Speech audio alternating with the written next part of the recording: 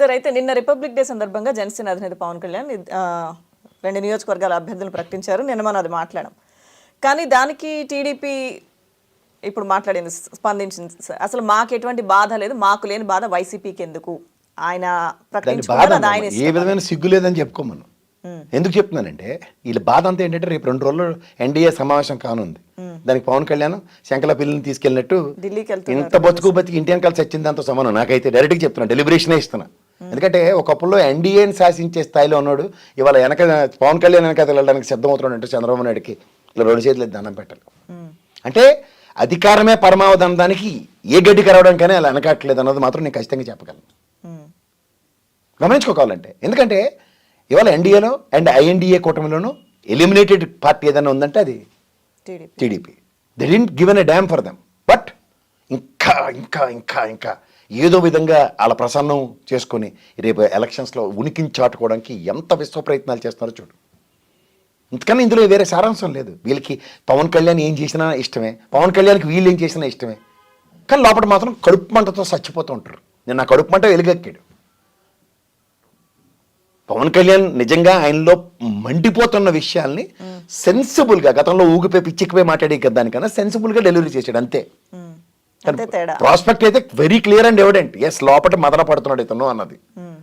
ఏం కాదులే, మేము 2 చేస్తే నువ్వు 2 చేస్తావు కదా, అంతే లెక్క.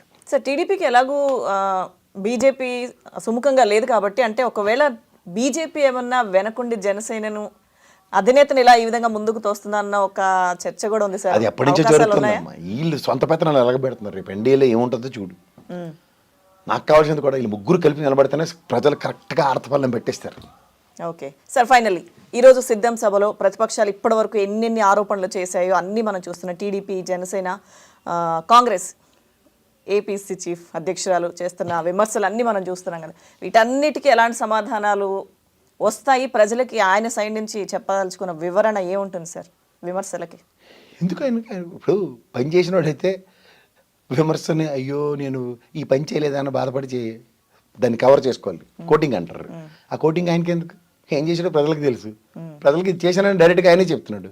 నేను చేసింది రైట్ అంటేనే మీరు నాకు ఓటేయండి అని ఆయన ఇంకా క్లియర్గా చెప్తున్నాడు. అయితే ఆయన భయపడేది ఏముంది? వాళ్ళకి ఎక్స్ప్లెనేషన్ ఇవ్వాల్సిన అవసరం లే. ఏం జరిగిందో ఏముందో చాలా బాగా తెలుసు ఆయనకి. నేనేదో నువ్వు అనుకుంటున్నట్టుకున్నావు గుంటూరులో గుంటలూరు అదే అని మా షర్మిలమ్మ అంది కదా, పాదాల మీద నడిచే యాత్ర పాదయాత్ర అని, ఆడబిడ్డ అంటే ఆడ నుంచి వచ్చిన బిడ్డ ఆడబిడ్డ అని ఇలాంటివి పకోడీ కబుర్లు చాలా విన్నామమ్మ.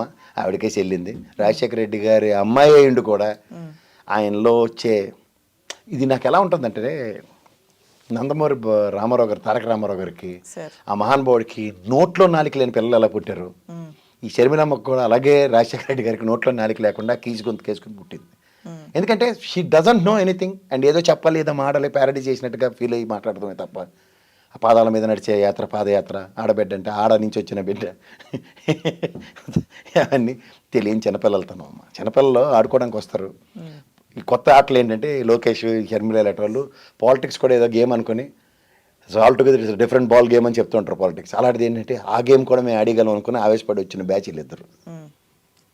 అంచేతే ఏమి రాను ఎడ్డి మూలకలన్నీ ఉదయం తేలితే అన్న దానికి షర్మిల, లోకేష్ ఇలాంటి రాజకీయ అరంగేటర్లు. వీళ్ళ గురించి అనవసరంగా మనం టైం వేస్ట్ చేసి వాళ్ళు ఆడిన మాటలకి అర్థాలు పరమార్థాలు ఎత్తుకుంటే మన బతుకులు వ్యర్థమైపోతాయి. వాళ్ళు అలాగే మాడతారు. వాళ్ళ స్థాయి అదే. ఓకే.